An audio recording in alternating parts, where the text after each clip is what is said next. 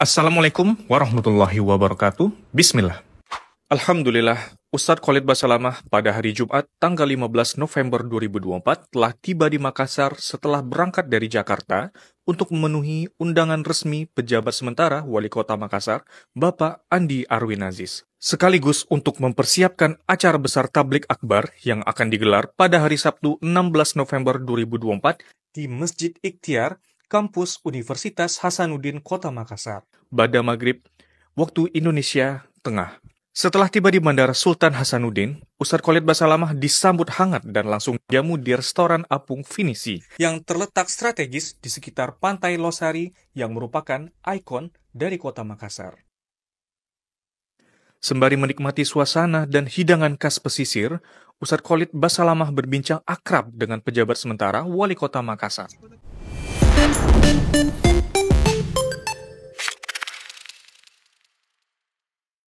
Assalamualaikum warahmatullahi wabarakatuh. Berjumpa kembali di program Ngaji Pinggir Jurang bersama saya Ahmad Firdaus El Mainuri dan saya Kak Cito nih.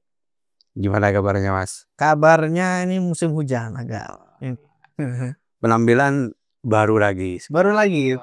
Kayaknya setiap minggu nih ada penampilan baru. Pembaruan. Mas, hari ini kita akan bicara soal atau kita akan ngaji soal video yang lagi rame di X ini. Jadi ada pejabat sementara Wali Kota Makassar, ya namanya itu Pak Andi Arwin Aziz, ya.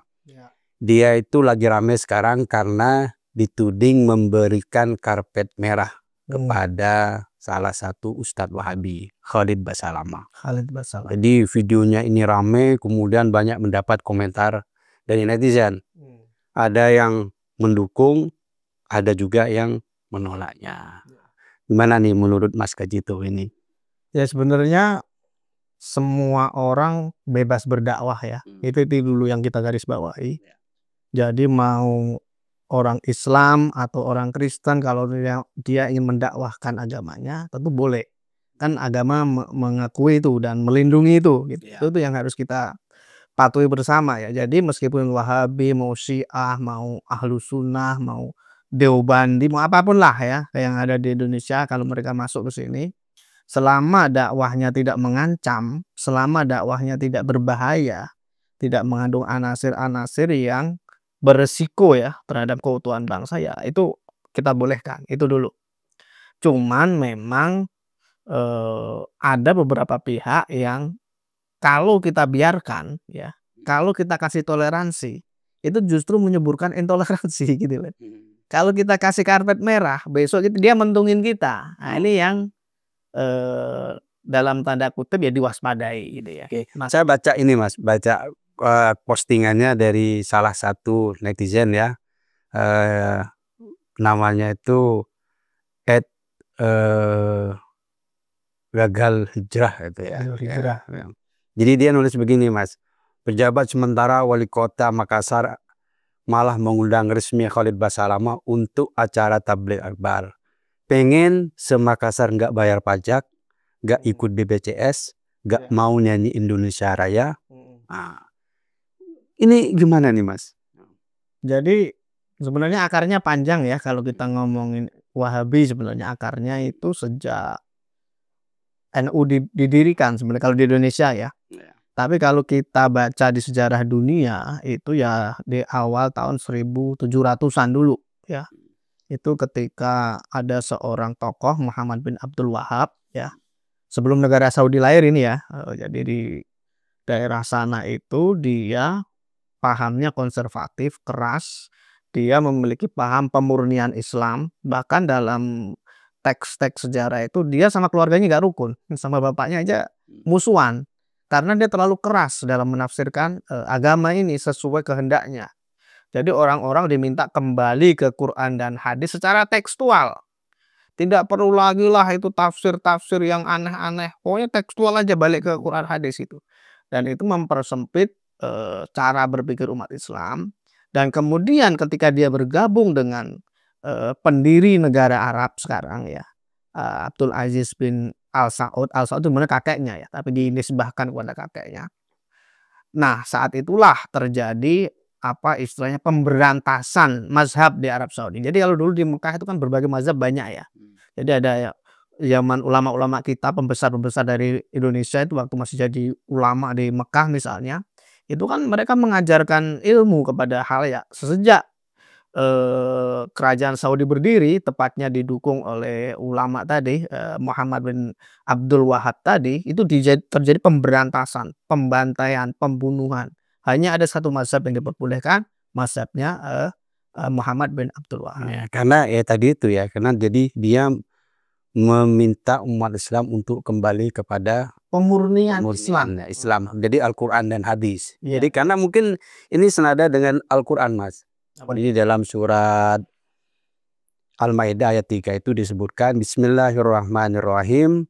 Al-yawma akmaltu lakum dinakum wa atmamtu alaikum nikmati wa raditu lakumul Islam madina. Yang artinya pada hari ini telah kusempurnakan untuk kamu agamamu dan telah kucukupkan kepadamu nikmatku dan telah kuridai Islam itu jadi agama bagimu. Jadi di sini ini mengandung makna bahwa Islam itu sudah sempurna. Karena itu kita dianggap kita diminta untuk kembali ke Islam, diminta untuk kembali kepada Al-Quran dan hadis itu. Ya, sebenarnya pemahaman Islam sudah sempurna itu dari peraturan syariatnya ya. Jadi kalau ketika ini ayat terakhir yang turun ya, ketika Haji Wada, Al-Maidah ayat 3, hukum-hukum syariat, sholat, puasa, haji, zakat dan sebagainya itu sudah selesai. Jadi nggak ada lagi misalnya muncul pembaruan hukum Islam, sholat tambah 1 waktu lagi 6 waktu, nggak ada. Atau haji ditambah lagi aturan baru. Setelah semua itu beres, setelah ayat ini turun selesai, paripurna. Artinya nggak ada tambahan baru dong, nggak dikurangi, nggak ada tambahan. Karena sebelumnya kan memang ada ayat nasah dan mansuh gitu ya. Ada peraturan yang diubah. Ayatnya udah turun, tapi hukumnya diganti, kan gitu. Tapi hukum seperti itu sudah nggak ada. Karena setelah ayat ini turun sudah sempurna, sudah cukup. Itu maksudnya. Jadi bukan berarti hukum dasar yang sudah cukup ini nggak butuh hukum baru lagi. Karena fenomena yang terjadi di masyarakat itu berkembang terus, teknologi berkembang terus, ilmu pengetahuan berkembang terus. Bagaimana dengan cloning? Bagaimana dengan operasi plastik? Dulu nggak ada di zaman Nabi gitu loh. Bagaimana dengan orang sholat di bulan, di Mars, lalu dimanapun dia, kiblatnya kemana? Artinya bahwa penentuan hal-hal semacam ini kan perlu ijtihad baru, karena zaman Nabi belum ada gitu. Ketika yang dibicarakan tentang hukum-hukum baru yang belum ada, tentu boleh dong.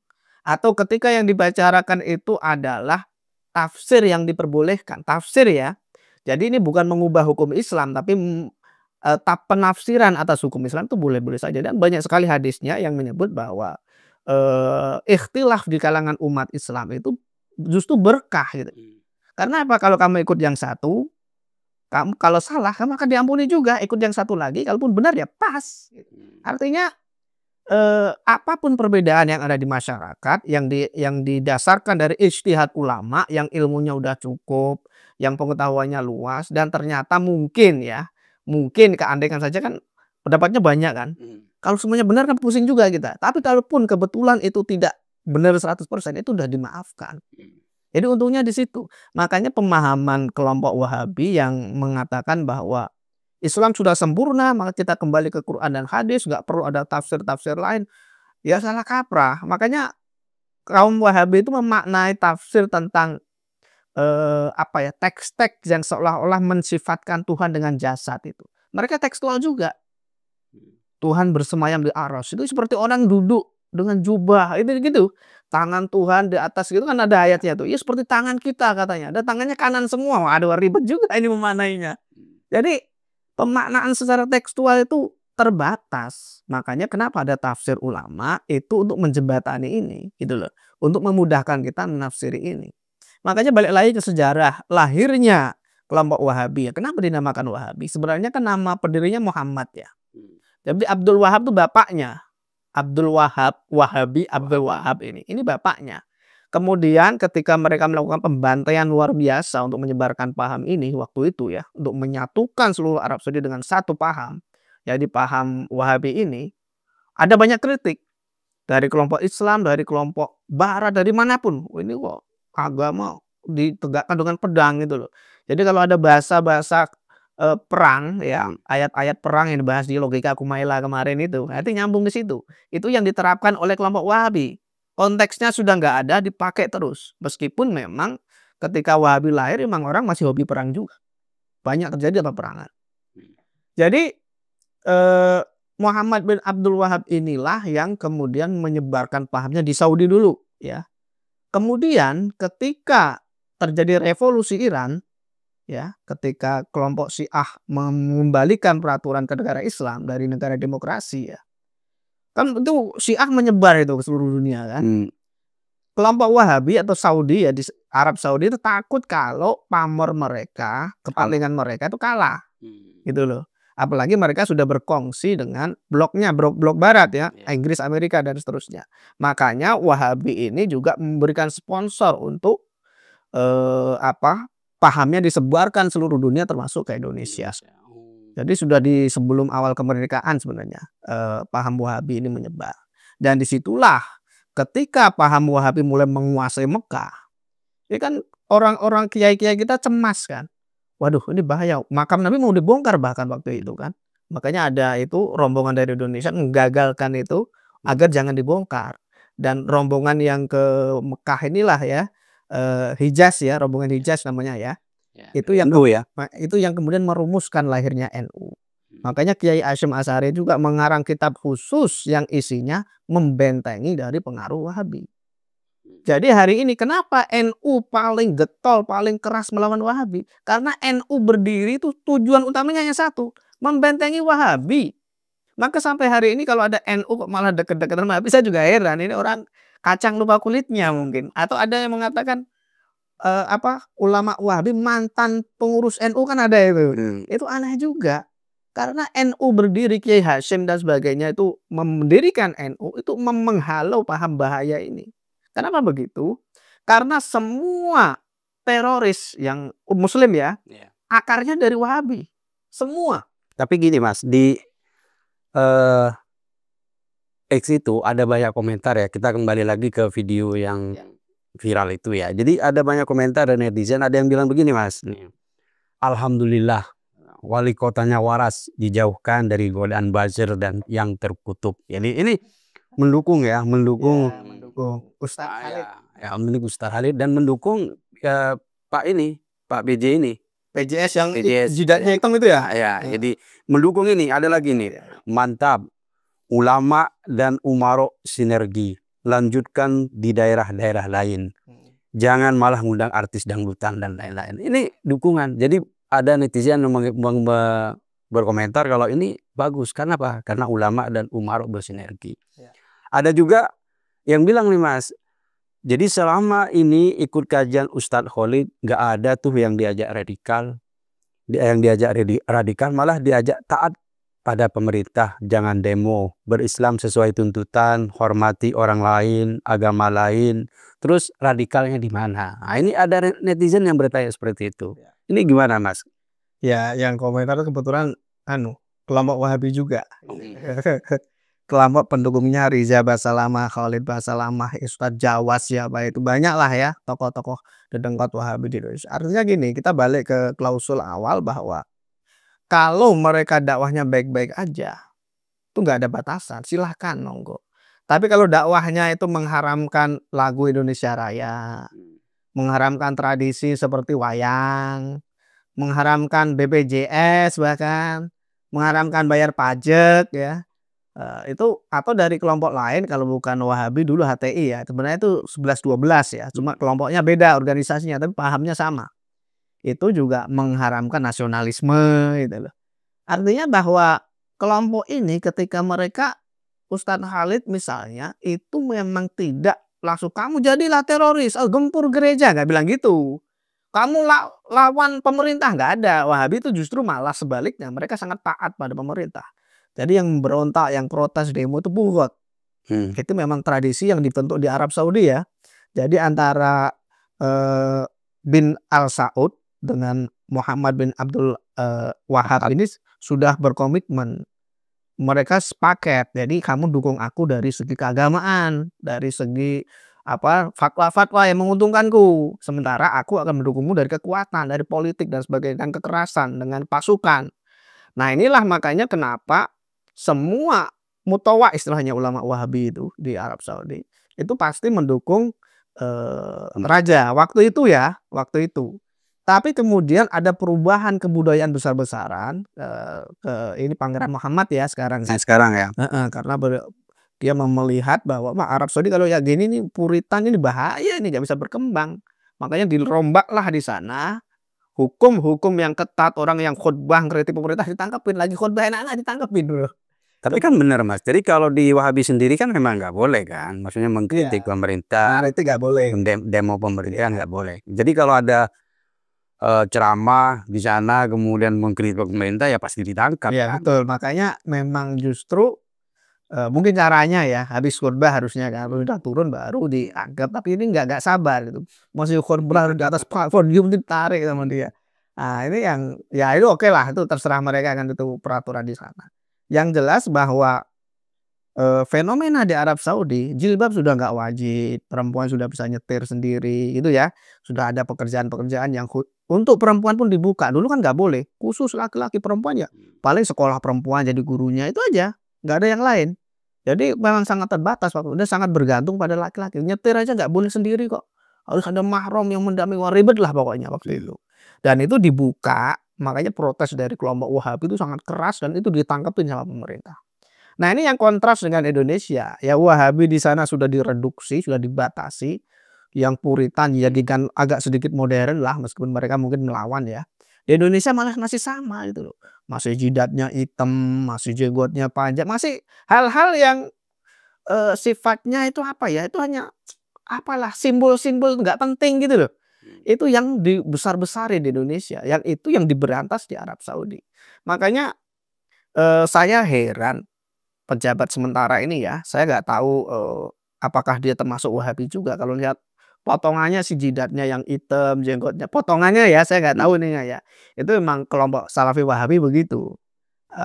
Mereka memang menolak isbal ya, memanjangkan celana pakaian lah ya di bawah mata lutut, memanjangkan jenggot, menyebut itu sunnah.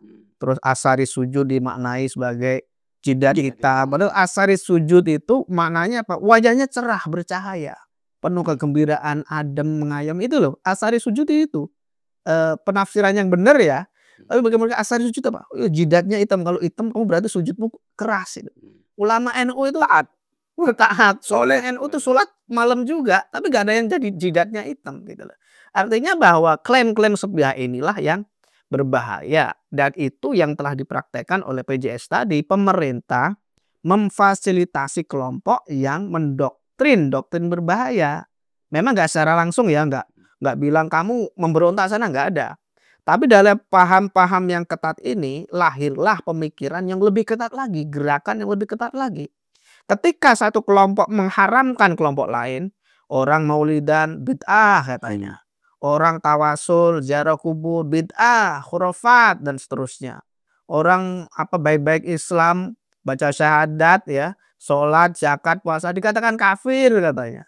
Dan seterusnya, ada banyak label yang dilekat. Inilah yang membuat konflik tercipta di masyarakat karena kelompok ini. Kalau mereka mendakwahkan Islam versinya secara adem, tapi gini Mas, menyesatkan, masyarakat itu kan sudah cerdas. Jadi ngapain kok dilarang dakwah ini tidak boleh? Menurut saya biarkan aja. Jadi karena apalagi kan di dalam Al-Quran sudah ada kan. Jadi kita diminta untuk berdakwah gitu kan. Setiap manusia, setiap umat Islam, apalagi ada hadis juga. Jadi beliau anwi walau ayat. Jadi kalau menurut saya biarkan aja. Jadi mereka ya tetap dikasih panggung aja. Jadi biarkan ustadz-ustadz yang lain biar istilahnya itu membuat tandingan lah, semacam ceramah tandingan. Akhirnya masyarakat akhirnya nanti bisa memilih sendiri. Wah ini tidak cocok, ini tidak bagus. Ya udah, kalau cocok ya diambil, kalau tidak cocok ya nggak usah diambil. Gitu. Jadi biarkan masyarakat yang milih. Sebenarnya ada dua hal ya yang sangat penting untuk digarisbawahi. Kenapa dakwah dakwah yang agak menyimpang lah katakan begitu, itu dilarang. Ada dua hal yang berbahaya kalau ini dibiarkan. Pertama adalah lahirnya ekstremisme. Jadi seperti saya sebut tadi bahwa semua teroris di Indonesia khususnya ya, yang beragama Islam, kalau KKB disebut teroris itu kan versi lain lagi kan. Tapi kalau semua teroris beragama Islam itu rata-rata jebolan Salafi Wahabi. Doktrinnya pasti itu pemurnian agama. Jadi kalau orang lain meskipun Islam itu boleh dirampok, boleh dibunuh, ya boleh diperangi. Karena apa? Dari paham yang pendek tadi, pemahaman Quran hadis secara sepihak, secara tekstual. Jadi nggak ada tafsir lain, padahal tafsir itu ratusan isinya dan itu ulama jago semua gitu loh. Dan kenapa ada banyak tafsir itu? Supaya orang bijaksana. Pendapatmu bukan 100% benar. Kamu harus menghargai pendapat orang lain. Tujuannya kan itu. Jadi kalau paham-paham konservatif, paham-paham ekstrim ini dibiarkan, seperti kelompok Wahabi ini, takutnya orang-orang awam, tadi Mas Firdaus mengatakan orang masyarakat pinter ya, tapi kan jangankan itu, ada kok dulu yang ikut ISIS itu dosen juga, ada yang profesor bahkan, orang-orang cerdas, dokter, ikut ISIS ke Suriah, bayangkan otaknya di mana gitu kan. Tapi memang begitu, doktrin keagamaan itu di atas logika masuknya. Jadi kalau udah ngomong keimanan, orang nggak pakai nalar lagi. Ini kan perintah Allah untuk jihad gitu kan. Makanya mereka hijrah ke Suriah dan seterusnya. Itu yang terjadi. Jadi ini bukan masalah kecerdasan. Paham berbahaya itu menyaru dari ajaran Islam, seolah-olah itu Islam yang lurus gitu kan, seolah-olah itu Islam yang kafah, seolah-olah itu Islam yang paling benar menurut kelompok itu, Islam yang paling lurus mengikuti Nabi, seolah-olah begitu kan ininya. Dan itu yang mencuci otak banyak orang. Makanya kalau ini dibiarkan, kalau narasi-narasi kebencian, kalau isu-isu sensitif ya, terutama terhadap kelompok minoritas ya, kalau kelompok non Muslim ya, itu dicurigai sebagai kristenisasi dan seterusnya ya, itu akan lahir ekstremisme karena cara ngajarnya aja udah keras, nggak memberikan ruang untuk penafsiran. Itu yang pertama. Yang kedua adalah karena Wahabi itu minoritas ya, takutnya kelompok mayoritas tersinggung, timbullah konflik.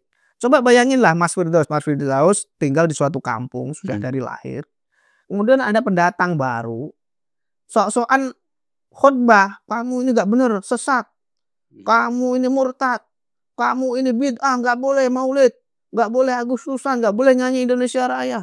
Apa nggak marah lama-lama digituin? Loh, kamu pendatang kok sok-sok jagoan kamu di sini. Takutnya tuh begitu.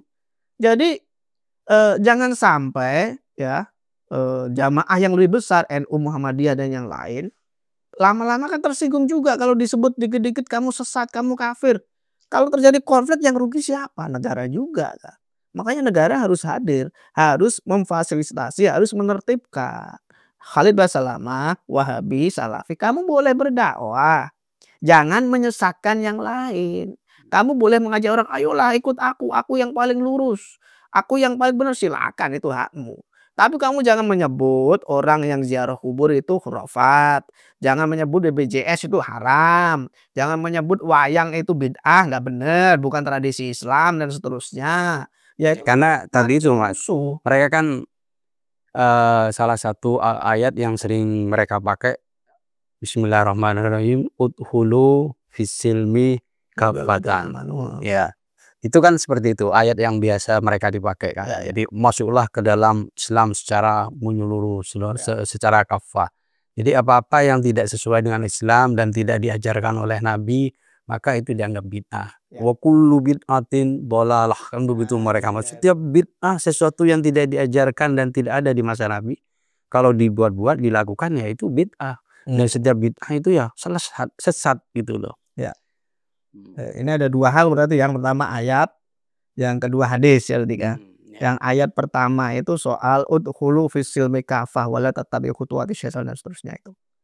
Artinya kita harus perlu tahu ayat ini untuk siapa dulu kan. Itu ada perintah udkhulu kan. Ada yang untuk umat Islam kan. Ternyata yang diseru sesuai tafsir ya, itu ahlu kitab waktu itu.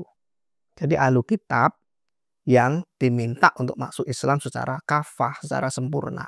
Di dalam tafsirnya ya. Tapi kalau kita keluarkan dari konteks, udkhulu fis-silmi kafah itu sebenarnya imbauan, ajakan untuk mengerjakan syariat secara sempurna, gitu ya. Jadi kalau syariat menyuruh kita sholat, ajakannya seperti itu. Tapi bukan untuk mengatakan bahwa tafsiranku paling benar. Orang udah sholat kok, mau kamu ributin lagi. Orang udah puasa kok, udah bayar zakat, masalahnya di mana? Kalau menurutmu tawasul nggak boleh, tahlil nggak boleh, nyanyi Indonesia Raya nggak bagus, wayang haram dan seterusnya, itu kan hak pendapatmu sendiri, pakai sendiri, jangan kamu doktrin orang lain. Karena apa? Mereka akan marah kalau kamu menyebut ritual tradisi yang dilakukan ratusan tahun lalu, yang sudah menjadi hasil asimilasi kebudayaan, hasil ijtihad ulama-ulama Nusantara, kamu katakan bid'ah dan sesat, kamu katakan kafir, ya marahlah orang. Nah ini yang harus disadari oleh mereka. Makanya sesuai dengan ayat tadi, udkhulu fis-silmi kafah, itu maksudnya itu hanya himbauan aja, himbauan kepada umat Islam untuk mengerjakan atau syariat, memenuhi panggilan syariat itu secara sempurna. Maksudnya kan itu kan. Jadi bukan untuk mengatakan orang lain sesat. Itu yang pertama. Kembali ke Al-Quran dan hadis. Jadi apa yang tidak ada di zaman Nabi, ketika sekarang mereka kan tetap pakai gamis dan semacamnya kan. Itu hanya pembenaran tafsir mereka. Jadi udkhulu fis-silmi kafah itu bukan berarti kamu harus balik ke Quran dan hadis secara tekstual. Kamu akan tersesat. Contohnya sholat itu nggak ada petunjuknya dalam Quran secara lengkap. Nggak ada loh, kamu harus ruku. Ya di hadis kan ada jelasannya di hadis kan. Makanya kan diminta untuk kembali tidak ke dalam ke Al-Quran dan hadis itu. Tidak secara runtun. Kamu harus ini tumaknina, kamu harus, nggak ada petunjuk seperti itu, nggak ada. Paling sepotong-sepotong. Wudhu malah agak lengkap, di Quran malah ada.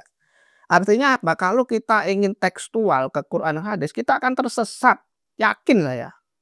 Tapi bagaimana caranya untuk mengikuti syariat yang benar? Ikuti ulama. Ulama pewaris para nabi. Kalau kamu ikutin ulama, kamu ikutin nabi. Karena apa? Ilmunya tuh nyambung dari Jibril, Nabi Muhammad, sahabat, tabi'in dan seterusnya sampai ulama kita gitu loh.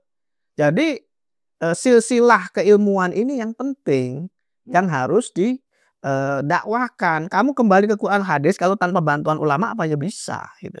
Makanya kembali ke Quran dan hadis itu yang benar lewat ulama. Maksudnya begitu ya. Bukan kamu ada Quran terjemahan, kamu langsung baca, oh ini maksudnya begini. Kalau Tuhan ada ayat menyebut tangan Tuhan, berarti Tuhan punya tangan. Tafsir Wahabi kan begitu. Dan tangannya semua kanan, dua-duanya. Waduh, pusing juga kita menafsirinya gitu loh. Tapi itu yang terjadi karena mereka menafsiri Quran secara tekstual. Itu yang pertama tadi, yang ayat udkhulu fis-silmi kafah. Yang kedua soal bid'ah tadi, kullu bid'atin dhalalah gitu. Kullu dhalalatin finnar dan seterusnya. Jadi orang yang mengaku bahwa mereka lurus ya. Jadi hadis ini sering diselewengkan kan. Hanya gara-gara orang lain membuat sebuah rumusan lah, sebuah pembaruan yang memang waktu itu nggak ada. Jadi harus dipisahkan. Yang pertama, bid'ah yang nggak boleh itu soal ubudiyah, soal ibadah. Kamu sholat misalnya maghrib 2 rakaat atau zuhur 4 rakaat. Kamu tambahi atau kamu kurangi, ya itu nggak boleh. Itu bid'ah. Atau kecuali qashar ya. Itu mungkin boleh, yang itu qashar, jamak qashar ya. Atau kamu gerakan sholat monoton ini, kita tambahin jumlah dikit lah biar agak lebih energik misalnya. Nggak boleh, itu bid'ah gitu loh. Tapi kalau kamu sekolah, kamu bikin mobil, bikin pesawat, itu bukan bid'ah gitu loh. Itu memang keharusan, itu sesuatu yang di luar ubudiyah. Itu yang pertama. Yang kedua, kalaupun dia berkaitan dengan ubudiyah, selama nggak ada larangan atau selama itu nggak mengubah pokok-pokok hukum Islam, nggak masalah. Contohnya sahabat Umar itu waktu tarawih dulu bisa-bisa kan, kemudian disatukan. Wah ini nggak bener ini. Orang yang bacaan Qurannya bagus diikutin orang banyak, sementara yang bacaan Qurannya nggak jelas, nggak ada yang jamaahnya. Itu banyak dulu kayak gitu modelnya. Kemudian disatukan oleh Umar dan dibikin yang dianut NU sampai sekarang 23 rakaat itu. Jadi kalau memang misalnya Khalid Basalamah CS mengatakan itu bid'ah, berarti sahabat ini masuk neraka dong karena dia mengubah konteks yang nggak boleh diubah. Makanya ketika sahabat Umar ditanya, "Bukankah ini bid'ah?" Kalaupun ini bid'ah yang bagus. Kalaupun ya katanya ya. Artinya ini bukan bid'ah gitu loh. Kenapa? Karena bid'ah itu sebenarnya mengubah sesuatu yang sudah baku. Puasa dari fajar, shodiq sampai maghrib itu baku kan. Tapi kita tambahin dikit lah biar kita lebih kafah gitu misalnya sampai isya misalnya. Nah itu nggak boleh. Itu kamu bikin bid'ah atau kamu bikin ritual baru. Misalnya yoga kan ajaran Hindu. Wah Islam mau nggak ada meditasinya. Wah kita bikin meditasi atau kita bikin yoga gitu kan. Gerakan-gerakan yang meditatif lainnya. Ini supaya kita kekinian misalnya untuk objek dakwah dan itu nggak boleh kalau kita labeli itu sebagai syariat yang baru. Kayak gitu. Jadi mereka mengatakan kullu bid'atin dolalah. Itu semua bid'ah yang memang bid'ah beneran gitu loh. Tapi kalau sesuatu yang nggak ada seperti Maulid Nabi, Nah, itu kan Maulid Nabi itu juga dianggap bid'ah. itu kan sebenarnya bukan Karena tidak ada di nambahin zaman syariat. Nabi. Karena di Betul. zaman Nabi kan nggak ada. Yo sekolah juga gak diajarin Nabi kan.